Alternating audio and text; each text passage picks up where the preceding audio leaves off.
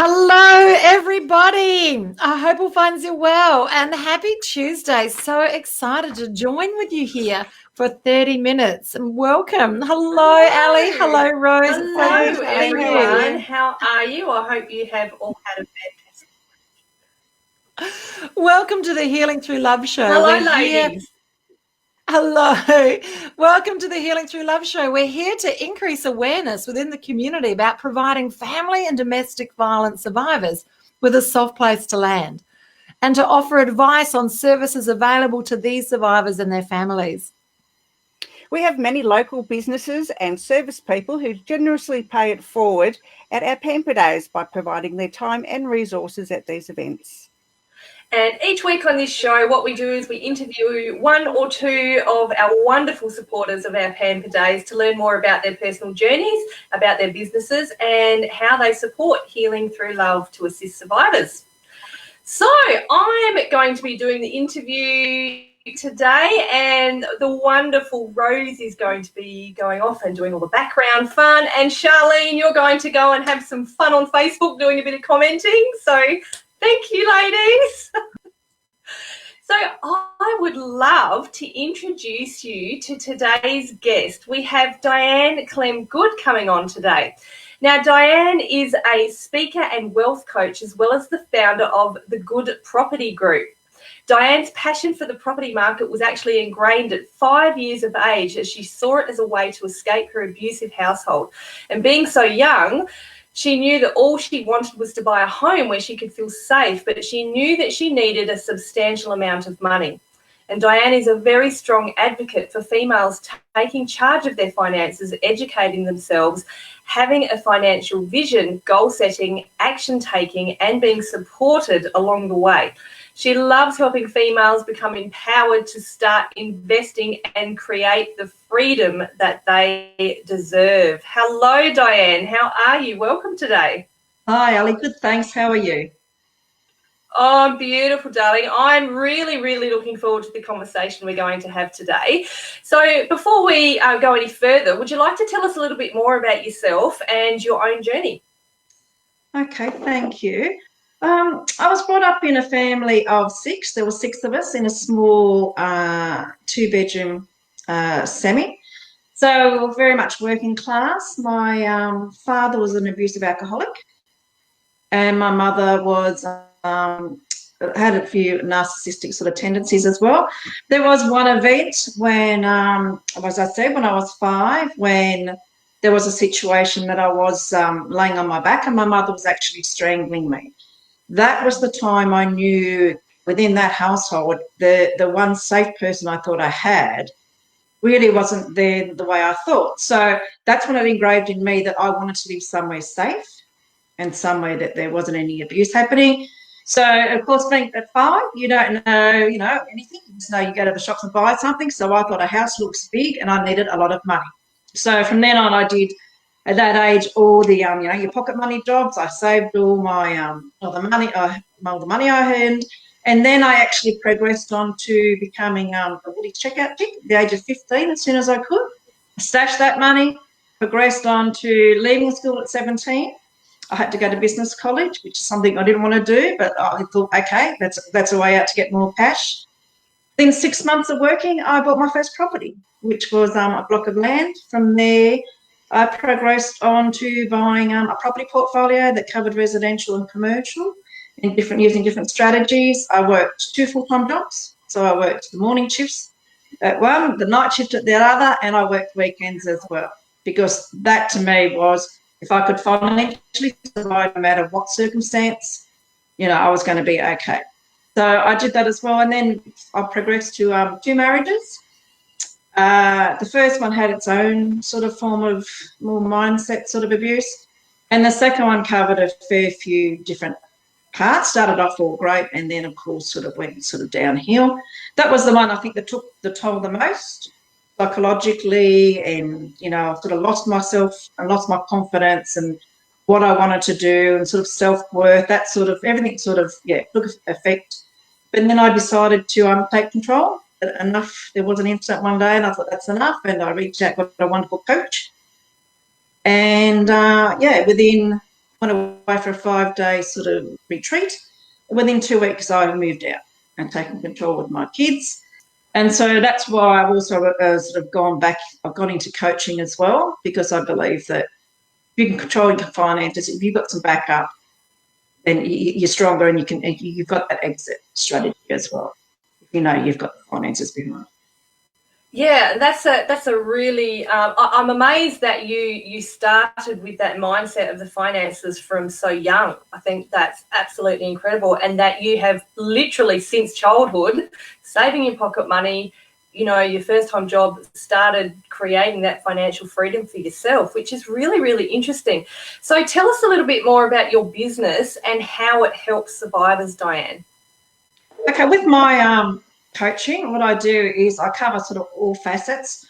We look at past beliefs when it comes to, you know, what you've been told, the story somebody else has put on you, or the labels they put on. We look at your past beliefs. We clear your blockages as they come up. Self-worth, I'm very much on self-worth and self-value, like living to your values and your own beliefs as well. You yourself, not what other people think. I look at your circle of influence too. Sometimes you've got to, you know, make some adjustments to that or bring some new people on board. So I do, you know, I've had to sort of reevaluate that myself when I moved out. And techniques how to handle stressful people, negotiate like in situations as well, with a bit of NLP I use with that as well. I love goal setting with the milestones and the micro goals as well. And accountability, like I hold my clients accountable, so they sort of just keep progressing as well. And celebration is huge for me. Celebration, you know, you fall down, you get back up, you dust yourself up, you keep going forward. Even if it's a win, and even if it's a bit of a mistake or it's a fall down and you got back, celebrate it. Yes. I think we're too hard on ourselves as women that, you know, oh, I made a mistake, I'm an idiot, and all those past patterns come back up. So I like to celebrate it. Great. If there's a pattern, we clear it, we deal with it. Celebrate it. We've learned something. Whether we don't go in that situation, we don't do that action, or we need to bring someone in to, you know, or learn or grow from it. So that's I'm really quite big into that. And self-love, just self-love. Doesn't matter what we've been through, we're pretty amazing, because if we get back up and stand up again, what resilience is that? So true. Yes, that's right. And I absolutely love, yes, keep getting back up. So now I know that, Diane, you've come maybe with a few points that you'd like to share with our audience today. Mm-hmm. Yes. So as far as I think I'd like you to see, sort of back yourselves, like everyone backs, like just to have that confidence where you are right now. If you're in that situation when you're thinking, you know, I can't do it, just there's a little voice inside you, or there's that little girl that, you know, deserves that little bit better. Like, you know, with me, I take around that 5-year-old child, yeah, and I think it's her time to be heard and seen. So when I get into a situation, I think, oh, you know, I don't know if I can.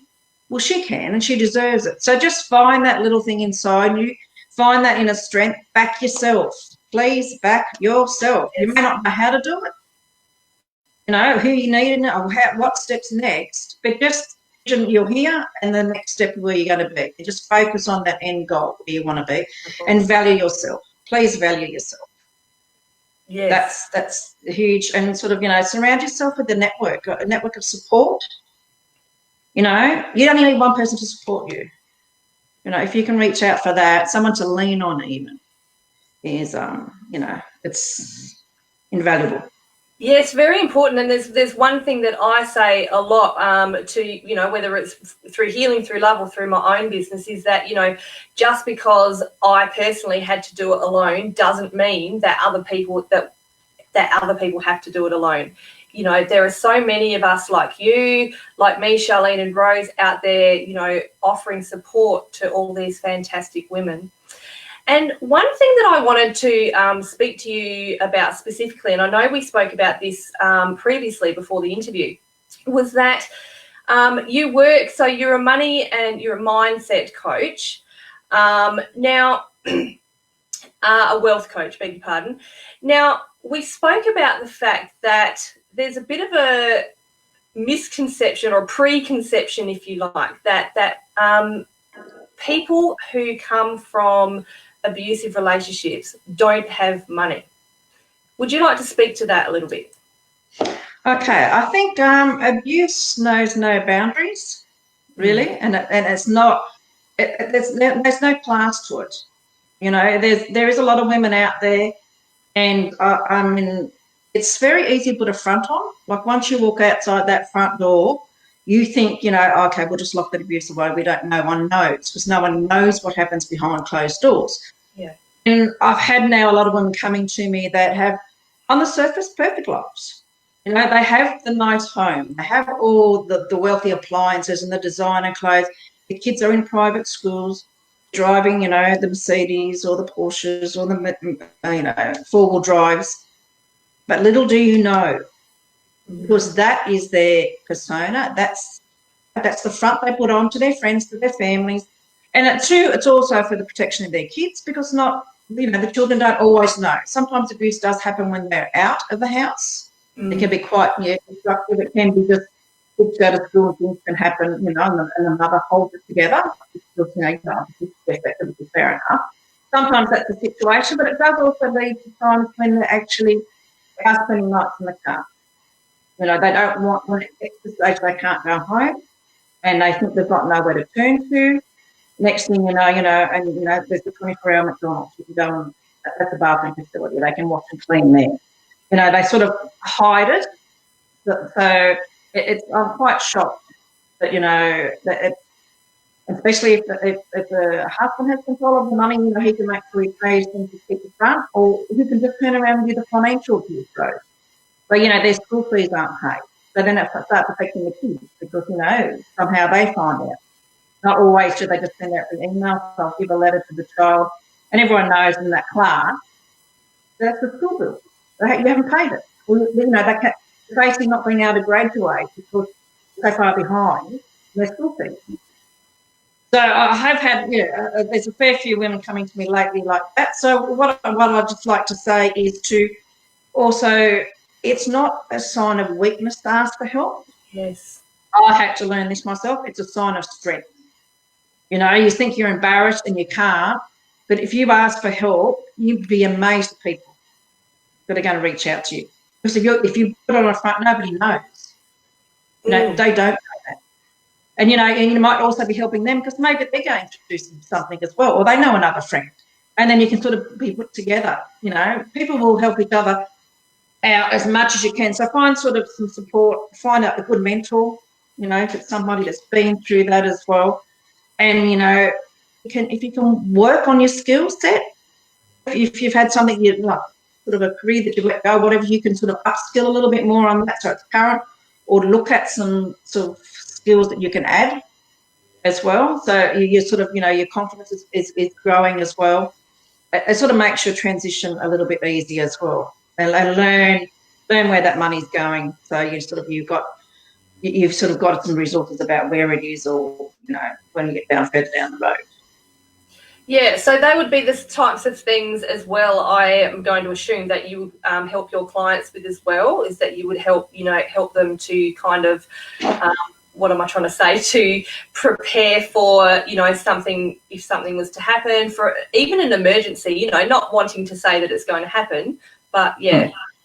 Yeah, it is. There is a lot of, I mean, especially in like the financial abuse, man's taken over the power of the money. You don't know where anything is. If you can sort of, you know, if you're at the stage you can find out where it is, that's great, because you can know, okay, there's this account, there's a, you know, you do have to be smart, because money can be easily transferred out, taken out, magically disappear. So if you can, you know, sort of do that. If you're in the situation where you can't, you know, that's when you'll get your legal team in, sort of thing. But if you can start thinking of yourself, you know, if you are earning a bit of money, if you can put some aside, you know, just think, if I have to move out tomorrow, you know, if I have to feed my kids and be on my own tomorrow. So I do look at money management, and I do sort of, I like to get them to sort of, you know, be aware of where they are right now, and then we progress them through. Because money management is a huge thing. If you can master that, and it's a great confidence builder as well.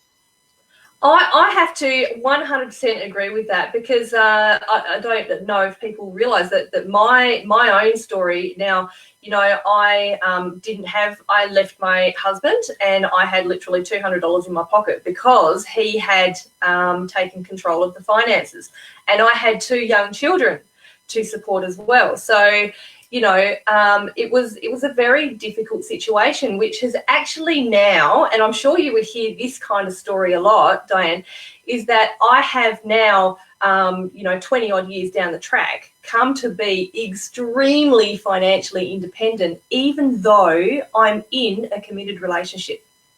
Mm-hmm. Mm-hmm. You have to be. I think you have to. You know, you've got to. I suppose it's a little bit of an odd thing to say, but you've just got to be able to. I always think, if tomorrow comes, can you stand up? Yes.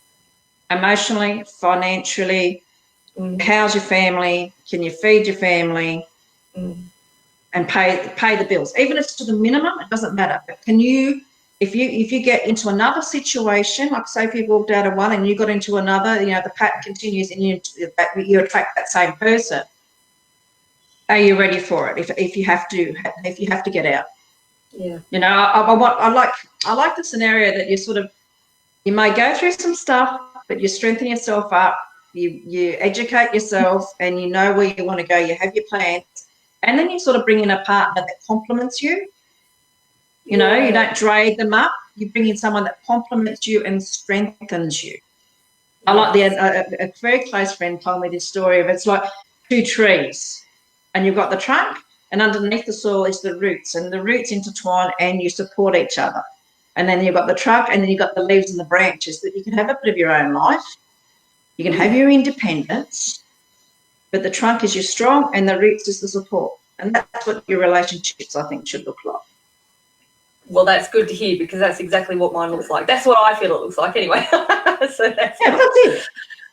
Yeah. So, Diane, if you could go back and maybe speak to yourself as that 5-year-old, what advice would you give to yourself, knowing what was going to happen? What would I say to myself? I would say, you've got this. I would say support. I would say back yourself. It's not going to be always this hard, but I would say really what I've been through now, I would say actually it's a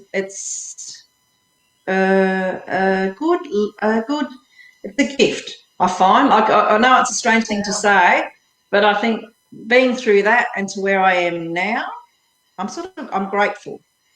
Couldn't see it then, couldn't see it for a long time, but right now I think, okay, now I'm where I need to be, doing what I need to do. So I would just say, back yourself and be confident. Yeah, I get that, and I actually very much appreciate that, because, you know, I work with, and I'm like that actually myself, whereas I've had a lot of experiences that weren't necessarily enjoyable at the time, let's say, but, you know, I'm grateful for having them, because look at where it's got me now, you know, like this, you know, even that experience of leaving the house with $200 in my pocket and a 7 and an 8-year-old children. It wasn't nice at the time, but now I'm grateful for it, because, as I've said, you know, I have learned to be financially independent. So Alice says hi. Hi, Alice. Yeah, I think they're a lesson. You know, as long as you find that joy in it at the end, and you think, okay, that's what I was meant to go through, and that's, you know. But I'd say for anyone that's going through it, just there is a way out. Yes.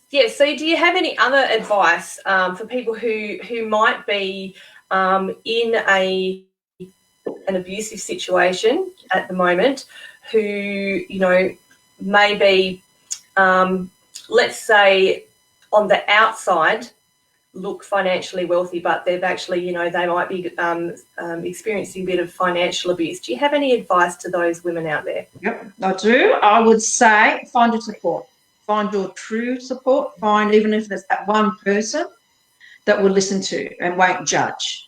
I know you're going to, you know, at times we sort of do move away from people for whatever reason, but just try that one, or it just takes one person. I mean, I had one girlfriend that I could just ring and straight away she'd say, okay, what's wrong?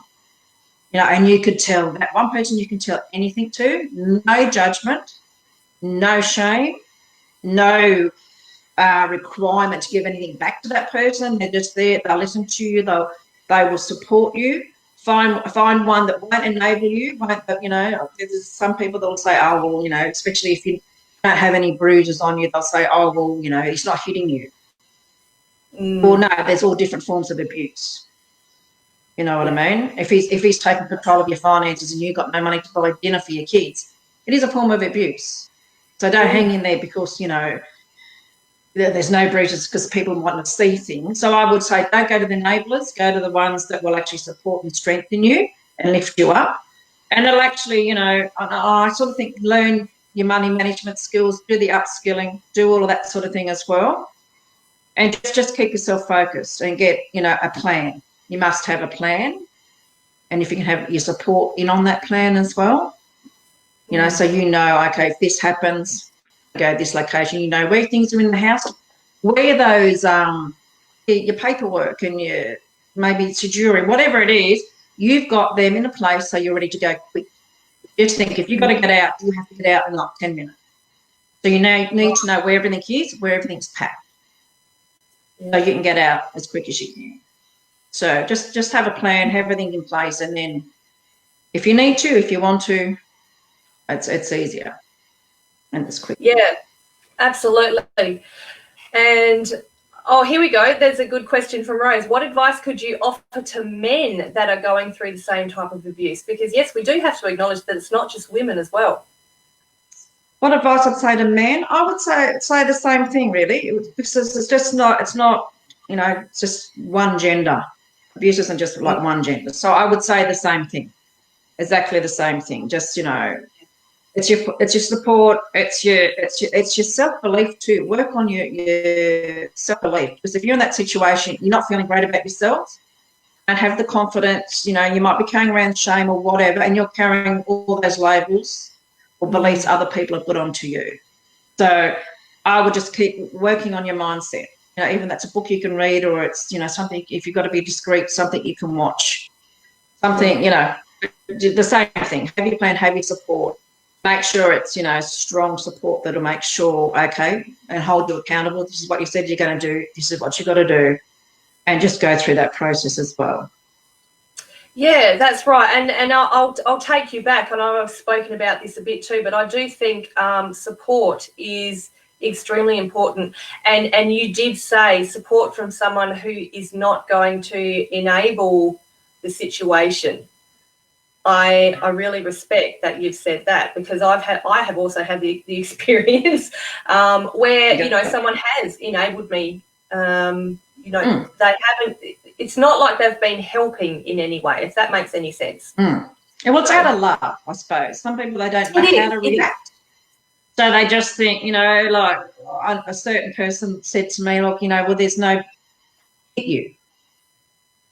Yeah. And it's like, well, but there's other traits, you know, like because there's no mark. But there are so many different, you know, and have you, it's support that's non-judgmental, because I did have a woman say, because, you know, not all relationships start out the way they end. Sometimes you meet Mr. Right and it's all great, you know, and you buy into it, and it takes time for it all to come out. And sometimes when they go out, they've got one face on and they come behind closed doors and it's another. So I did have one friend saying, I just don't get it. I don't understand it. Because you saw the face that went outside that front door. Exactly. You didn't see the face that was behind those closed doors. So a lot of you will come across people that'll just think, oh, I don't believe it, just making it up. You know, you could have. And I had that situation, and that stuck with me, and I thought, I'm sitting here crying and telling you things I haven't told a lot of people. And then the reaction was, doesn't make sense. So I would say just, you know, if you've got someone like that, that's okay. Doesn't mean, you've got to feel anything lesser, you know. So just, I would say reach out for the right support. And if you've got a friend, if you're watching, if you've got a friend going through that, just be someone that listens, but not just with your ears. I think you've got to look at their body posture. You know, Yes. if they're down, if they're hunched over, even if they're angry all the time, there's something behind it. There's so many signs in a person that people just think, oh, and they just walk away. But if you're a true friend, look at those little signs and pick up on those. Yeah, and I think people will be able to really be able to see those signs. I mean, you know, when I was going through my experience, there was a point where the happier I seemed on the outside to the greater public, like you said, you know, I was actually at home in tears, just a blubbering mess, because I was quite a mess. But when I did reach out to specific people who I trusted, they actually said to me, they said, well, actually, we knew that something was a little bit off. So, you know, isn't that interesting? Because I think there are going to be friends and even some family members out there going to be watching us. And we're not, you know, we might not be aware at how much they can actually see. It's true. And sometimes I don't know how to react. Like, I don't know, you know, imagine if they brought up something and you denied it, or it wasn't true, or it wasn't, you know, you just don't. I mean, we all do the best we can do. That's right. You know, as long as we realise that and we give support when we can and we accept help and support, you know, we're all at different stages. Exactly. So if we've got some people who, you know, who are in that situation, they might be family or friends of people that they suspect might be in an abusive relationship or experiencing something similar, what would you say to them? What would I say? If they've got friends, I would say, I'd say, listen, be supportive, try to empower and encourage and lift them up, because if they're getting beaten down all the time, they've got to have someone that's got their back and that lifts even if it's lifting their spirits through a good laugh or a memory or a conversation, but something, try and, you know, build them back up. And also, you know, work on a plan if you have to with them. Just say, you know, okay, what are we going to do? And it could be how you're going to go, when you're going to go, where you're going to go, where's the money, where's the things you've got sort of secretly packed, or do you know quickly where to get them from?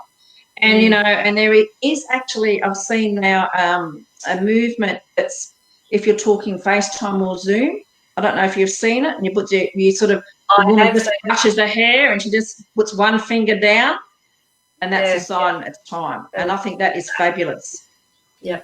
So, you know, they can't hear it, because sometimes, you know, your phone's monitored. Sometimes, you know, your emails are monitored. Sometimes, you know, you don't know what's happening. But if you can have some sort of signal, or even if it's a text, with a H or Y, it can just be one letter.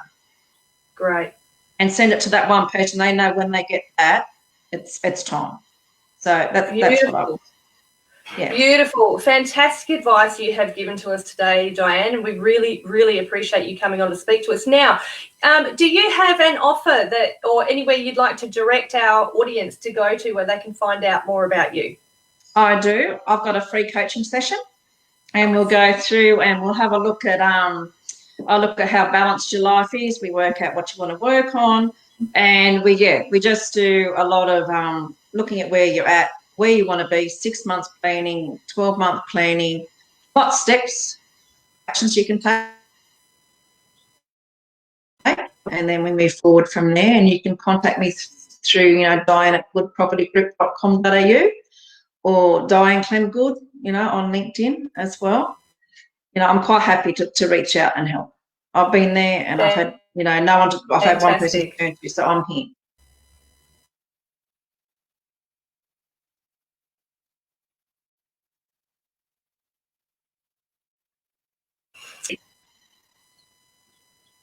Hello. Sorry, I don't know what happened there. I think Then we froze. That's okay. Thank you, Diane. Look, we do have your details scrolling across the bottom of the screen where people can contact you for that free coaching session. That would be fabulous. And thank you once again for joining us today. We really do appreciate it, Diane.